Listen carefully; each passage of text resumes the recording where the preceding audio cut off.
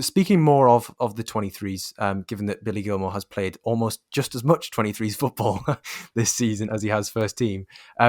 Tino Anjorin is somebody who I've followed for quite a while, simply because he just looks far too good for sort of reserve football, or not the level below men's football. And obviously he recently signed a new deal at Chelsea until 2025. And as I just said, he's been sort of charting at a level which has been, which has been better than sort of the best team in Premier League 2, which is obviously the competition Chelsea's under 23s playing. But I suppose it's a similar question. He's an attacking player, but where does a promising young attacking player coming through Chelsea's academy get his minutes when you've got Havertz, Werner, Mount, Ziyech, Callum Hudson-Odoi ahead? Is it a similar story to what we've just discussed on Billy Gilmour? Yeah, it is a similar story, but I think it's to an even greater extent, really, particularly in this formation that Tuchel's now playing, which is basically only three attackers. You've got all those players ahead of him. And usually it's only two of those players because you've got a number 9 as well. So it's very difficult for him to find minutes. He finds himself in a bit of a hard predicament at the moment because he, as you say, he's very clearly too good for under 23s football. I think he outgrew Premier League 2 football quite a while ago, but he's been playing there for a while since, and kind of coasting along. It's very evident to see when you watch him play, just on a physical level. He looks like a man, and particularly relative to the players around him, even if they're a similar size, it really does look like, I know this is a huge cliche, but it really does look like a man amongst boys. And he's very, very big, powerful, strong, but very, very graceful on the ball. He has a really lovely kind of running style when carrying the ball, where he's got really good agility for his size. He's about 6'1", 6'2", and he's quite wide. But yeah, he's someone who I think almost definitely, well, he should go out on loan next season, and he almost definitely will. Again, like Billy Gilmour, I don't think a January loan was a good idea, particularly because he's training with the first team. I think there's a lot to be said about training with the first team for a player like him.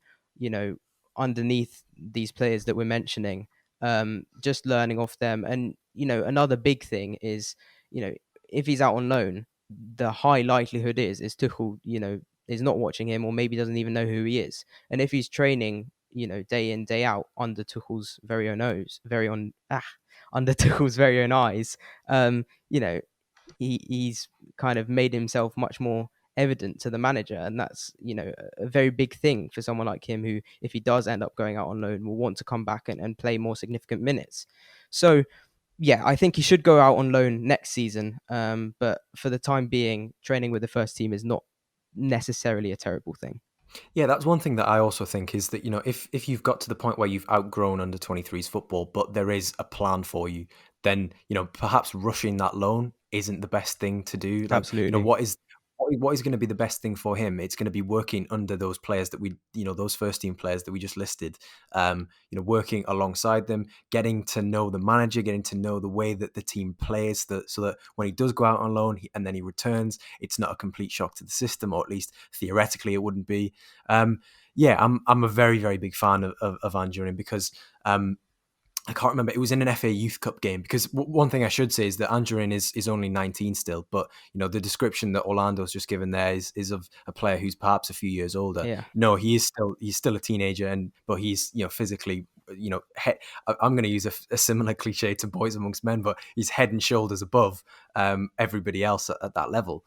And that's been clear, as you said, for quite some time. There was an FA Youth Cup game, though I can't remember who it was against, but there was just a mazy dribble where he just kind of just breezed past everyone, and then applied the finish. Yeah, I think that was against Wolves. It was a really brilliant goal. Yeah, was that one of the emphatic wins? Because Yeah, I there's been think it was quite a few in the FA 7-1 Youth. or something like that. Yeah. That sounds about right. Yeah, I mean that was quite something to witness from him. But yeah, Tino Anjorin, I think he could certainly go. He could drop into the Championship. I'm almost certain, and do similar things to what Conor Gallagher did at Swansea and Charlton in terms of, you know, having that impact, obviously in a more advanced position. But yeah, I'm very, very certain that, you know, this summer that he would be able to do that. It's not really a question of if, it's when, really, isn't it? The other thing I should say about Anjorin, is that when he was in the under 18s, Jody Morris, who was his manager at the time, described him as the best finisher at the club. So not just in the under 18 squad, not just in the academy as a whole, at the whole club, he was described as the best finisher. And I think, you know, it's interesting because that's not necessarily something you would associate with someone of his kind of build and, you know, just looking at, you know, what he looks like as a player. But when you see him play, he's really got an eye for goal. He's got fantastic ball striking, but also really good composure. And, you know, that's seen in Jody Morris's assessment of his finishing skill.